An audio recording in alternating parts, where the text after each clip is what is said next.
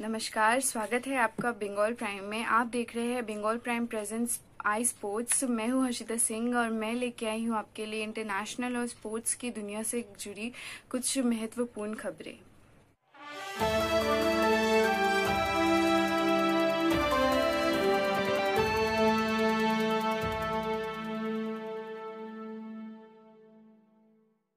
US president Donald Trump ने Roger stone की सजा को रुकवाया।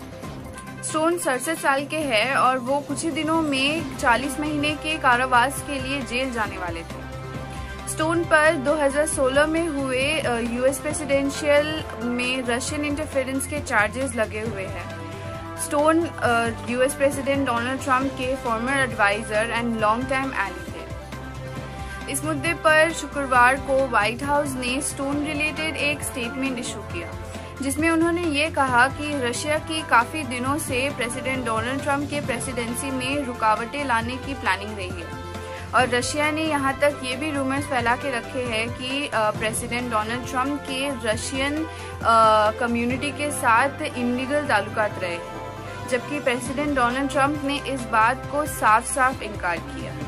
World Health Organization emergency chief का ये कहना है कि एजेंसी को ये भरोसा है कि कजाकिस्तान में कोरोना वायरस को लेकर एक अननोन फेनोमेनन आउटब्रेक हो सकता है। डॉक्टर माइकल रायन के स्टेटमेंट के हिसाब से पिछले हफ्ते कजाक अथॉरिटीज ने 10,000 से भी ज्यादा कोरोना वायरस केसेस रिकॉर्ड किए हैं, जहां 50,000 केसेस में लगभग 300 लोगों की मौतें अभी तक हो चुकी है। पूर्व US national security adviser John Bolton का ये कहना है कि अगर चाइना इंडिया बॉर्डर टेंशन और भी गंभीर होता गया तो प्रेसिडेंट डोनाल्ड ट्रंप इंडिया को और बैक नहीं करेगा। पिछले कुछ दिनों से चाइना का बिहेवियर काफी अग्रेसिव रहा है, स्पेशली ईस्ट और साउथ चाइना सी में। जापान और इंडिया के साथ साथ चाइना के और भी कंट्रीज के साथ रिलेशन काफी खराब होते हुए नजर आ रहे हैं। फेसबुक यूएस पॉलिटिशियंस के लिए काफी इम्पोर्टेंट प्लेटफॉर्म रहा है, स्पेशली इस वक्त पे जब बहुत सारे लोग लॉकडाउन के वजह से घर में बंद है और वायरस रिस्क के वजह से इलेक्शन कैंपेन रैलीज ज्वाइन नहीं कर सकते। लेकिन इस बार फेसबुक पॉलिटिकल एड्स पर बैन करने की सोच रहा है। हालांकि अभी तक फेसबुक ने बैनिंग को कंफर्म नहीं किया है और सूत्रों की माने तो फेसबुक अथॉरिटीज अभी भी इस बात के डिस्कशन पे जारी है। लेकिन फेसबुक के बैनिंग के पीछे सबसे बड़ा reason misleading election content spreading का है। शुक्रवार को नॉर्थ इजिप्ट के कोस्ट में 11 लोग डूब के मरे। रॉकी बीच, जो कि अपने पानी के तेज बहाव के लिए जाना जाता है, शुक्रवार को भी पानी का बहाव बीच पर काफी तेज था। मेडिटेरियन सिटी ऑफ अलेक्जेंडर में ये तब हुआ जब वहां के लोगों की माने तो एक बच्चे ने पानी में खेलने के लिए डुबकी लगाई, लेकिन वह डूबने लगा। उसके ग्रुप के एक आदमी ने उसे बचाने के लिए डुबकी मारी, लेकिन वो भी डूबने लगा।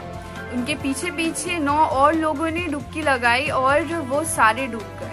इसके बाद इमरजेंसी टीम वहां आई और अब तक लगभग 6 बॉडीज ही निकाली गई है। 3 बॉडीज अभी भी लापता है और पुलिस अभी भी इस बात को इन्वेस्टिगेट कर रही है। पूर्व बैट्समैन गौतम गंभीर का यह मानना है कि महेंद्र सिंह धोनी अब तक अपने कैप्टनसी में सिर्फ लकी रहे हैं। उनके हिसाब से जब धोनी ने कैप्टनसी का कार्यभार संभाला तो टीम में पहले से ही काफी दिग्गज प्लेयर मौजूद थे। उनके हिसाब से धोनी ने जब टेस्ट मैच में इंडिया को फर्स्ट लीड दिलाई तो वो भी बॉलर जहीर खान के वजह से हुआ, न कि धोनी के कैप्टनसी के वजह से। शुक्रवार को फुटबॉलर जैक चार्ल्टन की 85 की उम्र में मृत्यु हो गई। जैक 1966 वर्ल्ड कप में इंग्लैंड विनिंग साइड में रहे थे और वो आयरलैंड के लिए एक रोल मॉडल भी रहे हैं। चार्ल्टन रिपब्लिक ऑफ आयरलैंड के मैनेजर भी रहे हैं और वो टीम को काफी सारे मेजर फाइनल्स में भी लेके आए हैं। शनिवार को सचिन तेंदुलकर और ब्रायन लारा ने डिसीजन रिव्यू सिस्टम और इंटरनेशनल क्रिकेट काउंसिल पर चर्चा की। सचिन ने कहा कि अगर बॉल स्टंप्स को छूकर निकल जाती है या स्टंप्स पर लग जाती है तो ज्यादातर डिसीजन बॉलर्स के फेवर में ही जाती है, लेकिन वहीं सचिन LBW डिसीजंस पे नामंजूरी देते हुए भी दिखाई दिए। यूएस ओपन के लिए जारी किए गए इंटेंस सिक्योरिटी प्रोटोकॉल की वजह से काफी टॉप स्टार्स जैसे सानिया मिर्जा, राफेल नडाल और साइमन हेलेप को फर्स्ट ग्रैंड स्लैम में हिस्सा लेने में हिचकिचाहट हो रही है। यूएस ओपन जो कि 31 अगस्त से शुरू होने वाला है, उसमें सानिया मिर्जा हिस्सा लेंगी या नहीं, इस बात पर डिसीजन लेना अभी काफी जल्दबाजी का काम होगा, ऐसा उनके पिता और फॉर्मर कोच इमरान मिर्जा का कहना है। The Caribbean premier league CPL 2020 का पहला ऐसा क्रिकेट लीग बनने जा रहा है जो कोरोना वायरस के बीच में होगा। कैरेबियन प्रीमियर लीग ट्रिनिडाद और टोबैगो में 18 अगस्त से शुरू होगा और इस साल भी लीग के फुल सीजन्स होंगे, लेकिन इस साल हिस्सा लेने वाले प्लेयर्स काफ़ी दिग्गज प्लेयर्स होंगे, न कि सिर्फ कैरेबियन प्लेयर्स बल्कि ओवरसीज प्लेयर्स भी इसमें पार्ट लेंगे। ट्रेनर दूती ने अपने BMW कार को ट्रेनिंग फीस कलेक्ट करने के लिए सेल पे रखा है। दूती का मानना है कि BMW को मेंटेन करना काफी कठिन और एक्सपेंसिव है। उसके साथ साथ उनके पास पार्किंग स्लॉट भी नहीं है, इसीलिए उनका मानना है कि कार को बेचकर जो पैसे आएंगे उसे अपने ट्रेनिंग के लिए बचा के रखना ही अच्छा होगा। रशिया में अब तक 6,615 नए वायरस इन्फेक्टेड केस दर्ज हो चुके हैं। अभी तक इस कंट्री में लगभग 7.5 लाख लोग वायरस इन्फेक्टेड हो चुके हैं। रशिया के वायरस रिस्पांस सेंटर ने यह बताया है कि पिछले 24 घंटे में लगभग 130 लोग मारे गए हैं, जिसके वजह से डेथ टोल अब 11,400 के करीब पहुंच गया है।